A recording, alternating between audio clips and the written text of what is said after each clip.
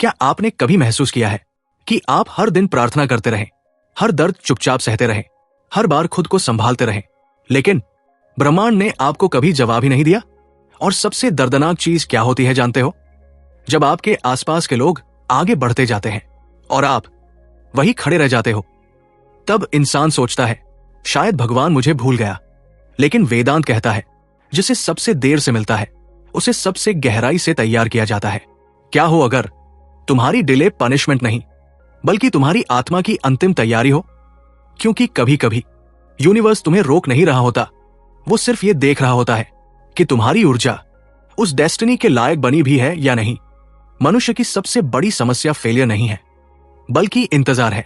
हम रिजल्ट चाहते हैं अभी, हम साइंस चाहते हैं अभी, हम वैलिडेशन चाहते हैं अभी। लेकिन समस्या यह है जब इंसान डेस्परेशन में जीता है तो उसकी पूरी ऊर्जा लैग की फ्रीक्वेंसी पर चली जाती है। वो हर दिन ये मैसेज यूनिवर्स को भेजता है, मेरे पास अभी भी नहीं है, मेरे पास अभी भी नहीं है। और वही फ्रीक्वेंसी मैनिफेस्टेशन को और दूर धकेल देती है। भगवद गीता में श्री कृष्ण अर्जुन से कहते हैं अशांतस्य कुतः सुखम, यानी जिसका मन अशांत है वो कभी प्राप्ति का आनंद नहीं पा सकता। सोचो अगर तुम्हें वो चीज अभी मिल जाए जिसके लिए तुम अंदर से तैयार ही नहीं हो, तो क्या तुम उसे संभाल पाओगे? क्यों ब्रह्मांड डिले करता है? हम डिले को पनिशमेंट समझते हैं, लेकिन वेदांत डिले को प्यूरिफिकेशन मानता है, क्योंकि ब्रह्मांड कभी भी तुम्हें वो नहीं देता जो तुम्हारी करंट आइडेंटिटी संभाल नहीं सकती।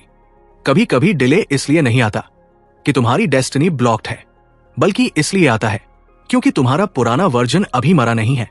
और यही सबसे पेनफुल प्रोसेस है, आत्मा का ट्रांसफॉर्मेशन। उपनिषदों में कहा गया है जब तक पुराना स्वयं टूटता नहीं, नया चेतन जन्म नहीं लेता। यही कारण है कि कुछ लोग जल्दी सक्सेस पाकर भी खो देते हैं, क्योंकि ब्लेसिंग आ गई लेकिन कॉन्शियसनेस तैयार नहीं थी। यूनिवर्स टाइमिंग नहीं देखता, वो कैपेसिटी देखता है। साइलेंस भी एक डिवाइन आंसर है। कभी नोटिस किया कुछ फेजेस में भगवान बिल्कुल साइलेंट हो जाते हैं, कोई साइन नहीं, कोई मिरेकल नहीं, कोई आंसर नहीं, बस साइलेंस।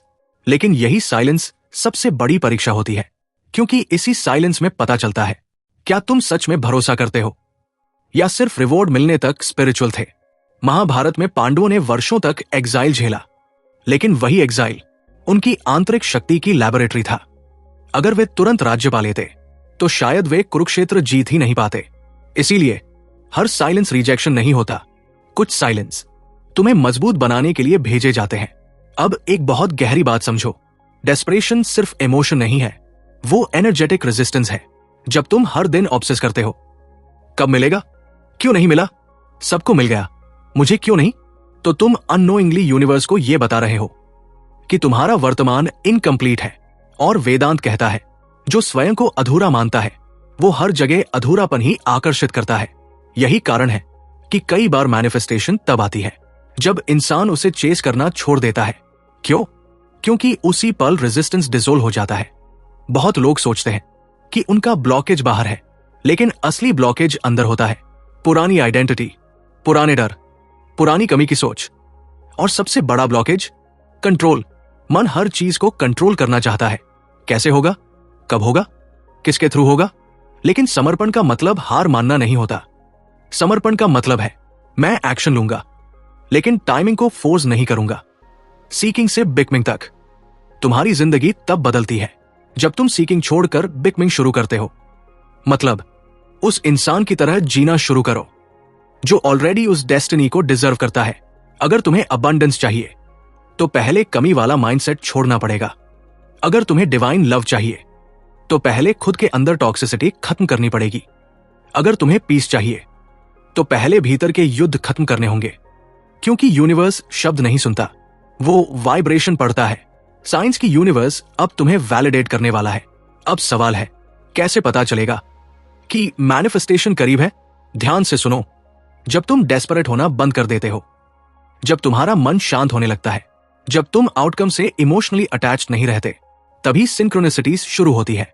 अचानक सही लोग मिलते हैं, अचानक रास्ते खुलते हैं, अचानक इंट्यूशन स्ट्रांग होने लगती है, क्योंकि अब तुम फोर्स नहीं कर रहे, तुम अलाइन हो रहे हो।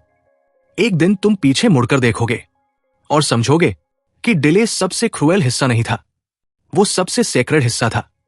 क्योंकि उसी इंतजार ने तुम्हें वो इंसान बनाया जो आज ब्लेसिंग को संभाल सकता है। शायद ब्रह्मांड तुम्हें पनिश नहीं कर रहा था, वो तुम्हें प्रोटेक्ट कर रहा था। इसलिए अगर आज भी सब कुछ रुका हुआ लगता है तो याद रखना, हर बंद दरवाजा रिजेक्शन नहीं होता। कुछ दरवाजे इसलिए बंद होते हैं क्योंकि तुम्हारी आत्मा अभी एक बड़ी डेस्टिनी के लिए तैयार की जा रही है। और जब तुम्हारी फ्रीक्वेंसी तुम्हारी डेस्टिनी से मैच हो जाएगी, तब जो तुम्हारा है वो तुम्हें ढूंढता हुआ खुद चला आएगा। और अगर इस वीडियो ने आपके दिल के किसी छुपे हुए दर्द को शब्द दिए हों, अगर आज आपको थोड़ा भी लगा हो कि शायद आपकी वेटिंग बेकार नहीं है, तो इस वीडियो को एक लाइक जरूर करें ताकि ये संदेश और उन लोगों तक पहुंच सके जो अभी अंदर से टूट रहे हैं।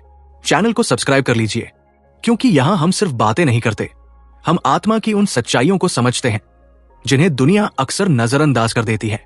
और कमेंट में जरूर लिखिए, मैं सही समय पर भरोसा करता हूं। शायद आपका एक शब्द किसी और के अंधेरे में उम्मीद की रोशनी बन जाए। मिलते हैं अगली वीडियो में, तब तक याद रखिए, जो चीज सच में आपकी है वो सही समय आने पर आपको ढूंढते हुए खुद चली आएगी। ओम शांति।